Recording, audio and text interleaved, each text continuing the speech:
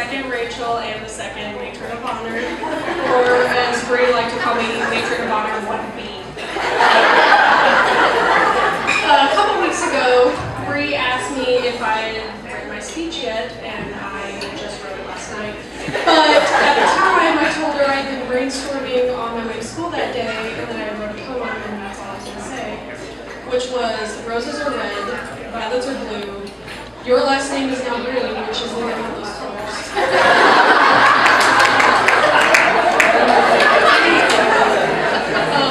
unfortunately, I'm going to talk about that. Bree and I also became best friends, our sophomore year of high school, through Rachel. And I was very sad because Rachel and Bree sophomore year had classes together, and I think we did lunch together. And Bree and I never even saw each other during the school day. So I was like, man, I never get to see her. So junior year, I was so excited when we had anatomy class together. I was like, yes, we have a class together. Well, she only stayed in the class a semester, and when she got out of it, she was like, man, I'm glad we actually switched semester classes because I wasn't making good grades because you were talking to me so much, and now I have an A. And I was like, well, I don't think that was necessary at all because my grade has lowered since you left the class. And I started singing, I'm all alone, there's no one here beside me, in the back corner of the anatomy class. I also love that when I worked at Wendy's for 5.5 years, every time Bree would come through the drive-thru, at the very end of her order, she would say, I would also like to order a spicy Rachel Epperson, please. And usually when she came through the drive-thru, she would get her food from me or whatever, and then my mother would pop her head out of the sunroof. And I'm like, there's my best friend and there's my mom. Who's apparently her best friend too.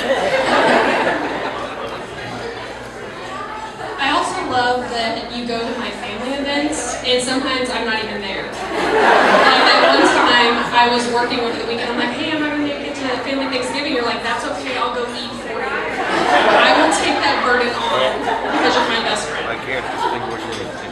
I also have some Cornerstone Memories, which is a Christian rock festival we went to every single summer.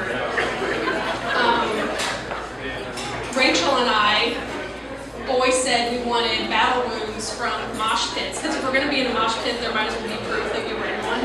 And we never came out with a scratch or anything. We hurt really bad, but you couldn't see it at all. And then Bree had never made a comment about being in a mosh pit or anything.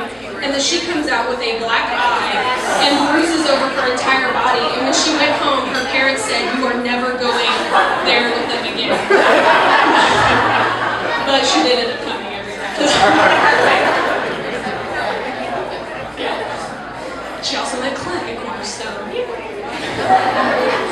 And then there was a time at Cornerstone where Rachel and I thought it would be funny when Bree went to the porta potty to try to dump it over while she was in it. We didn't tip it all the way over, but she started screaming and we ran up the hill and hid in the grass. And she came out and was like, I'm gonna get you! But then she couldn't find us. So I also love another Cornerstone memory. We were sitting around our little camp, and Bree decided to make a Katy Perry song into an entire song about cannibalism. And it worked. The song is better than the Katy Perry song.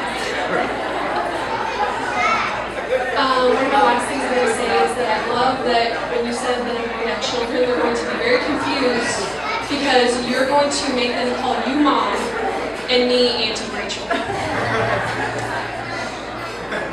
Anyway, I'm so happy to see that your eyes are so sparkly and that you're so happy with your new fairy tale. And I love you guys.